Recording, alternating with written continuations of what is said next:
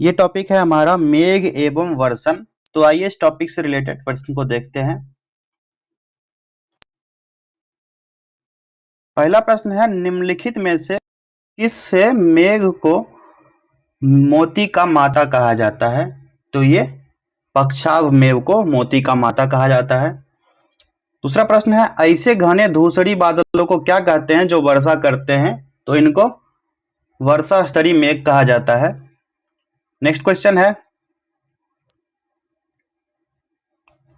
पोकटास मापनी का प्रयोग निम्नलिखित में से किसके मापन के लिए किया जाता है? तो इसका जो प्रयोग है ये मेघाच्छादन की मात्रा को मापने के लिए किया जाता है। नेक्स्ट क्वेश्चन, नेफोमीटर में किसका मापन किया जाता है? तो नेफोमीटर में बादलों का दशा और गति, बादलों की जो दिशा है और उसकी गति को मापा जाता है। अगला प्रश्न है, कौन सा मेघ वायुमंडल में सर्वाधिक ऊंचाई पर निर्मित होता है? तो ये पक्षाव मेघ।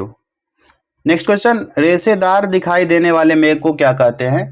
तो इनको पक्षाव मेघ कहा जाता है। ऑप्शन सी राइट आंसर हो जाएगा। निम्नलिखित में से किस मेघ का शीर्ष गोभी के फूल के समान दिखाई देता है? कॉलीफ्लावर्स फ्लावर के समान दिखाई देता है। तो ये कपासी मेघ जो होते हैं उनका। ऑप्शन सी राइट आंसर होगा। विषुवतीय प्रदेश में सामान्यतः कौन सा मेघ देखने को मिलता है? तो इन प्रदेशों में कपासी वर्षा देखने को मिलेगा। नेक्स्ट क्वेश्चन, त्वरित झंझा एवं मूसलाधार बारिश किस मेघ की महत्वपूर्ण विशेषता है? तो ये जो है कपासी वर्षा मेघ की महत्वपूर्ण विशेषता है। अगला प्रश्न है, निम्नलिखित में से कौन सा मेघ सूर्य एवं चंद्रमा के चारों ओर प्रभा मंडल का निर्माण करता है? ये कौन सा मेघ हो जाएगा? तो पक्षाभी स्तरीय मेघ। ठीक है, अगले प्रश्न की तरफ बढ़ते हैं।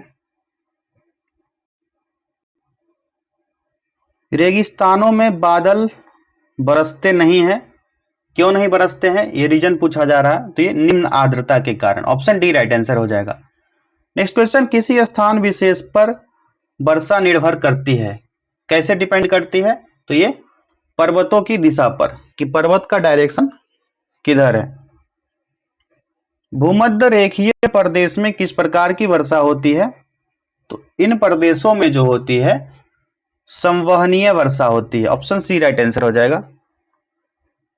नेक्स्ट क्वेश्चन है, शीतोष्ण कटिबंधीय क्षेत्रों में सामान्यतः किस प्रकार की वर्षा होती है? तो इन प्रदेशों में जो है चक्रवातीय वर्षा होती है, साइक्लोनल रेन होता है। नेक्स्ट क्वेश्चन, पवन विमुख ढालों की अपेक्षा पवनाभिमुख ढालों की दृष्टि अधिक होती है, यह किस वर्षा की विशेषता है? ये जो होगा पर्वतकृत वर्षा की विशेषता हो जाएगी। ऑप्शन डी राइट आंसर हो गया। संसार की अधिकांश वर्षा निम्न में से किस रूप में होती है?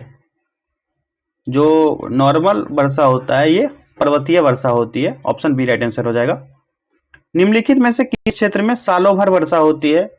तो ये हो जाएगी भूमध्य रेखीय क्षेत्र में, 0 डिग्री अक्षांश पे हो जाएगा। ठीक है, अगला है, निम्नलिखित में से किस क्षेत्र में जाड़े की ऋतु में वर्षा होती है?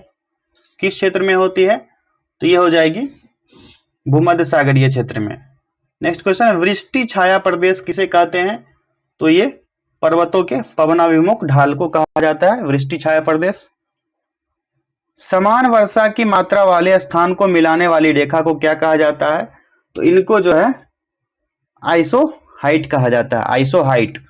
नेक्स्ट क्वेश्चन है, किस वर्षा की किस प्रकार की वर्षा बिजली की चमक और बादलों के गरज के साथ होती है? तो ये होती है संवहनीय वर्षा। ऑप्शन सी राइट आंसर हो जाएगा।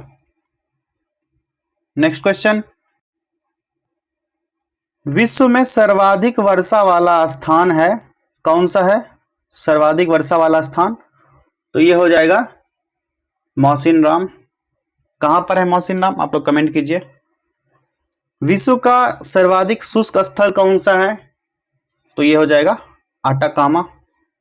आटाकामा मरुस्थल कहाँ, ये भी आप लोग देखिए, कमेंट कीजिए। बादल फटने का अर्थ है, बादल फटने का क्या अर्थ है? क्लाउड बर्स्टिंग का क्या मीनिंग होता है? तो भारी तूफान के साथ असाधारण रूप में भारी बरसात। जब बादल फटता है तो बहुत वर्षा होती है। ठीक है, नेक्स्ट क्वेश्चन देखते हैं। रेगिस्तान में बादल अवक्षेप होकर क्यों नहीं बरसते? क्यों नहीं बरसते हैं आप लोग कमेंट कीजिए। क्योंकि वहां पर आर्द्रता जो है कम होती है। ऑप्शन डी राइट आंसर हो जाएगा। ये रेलवे में पूछा गया प्रश्न है।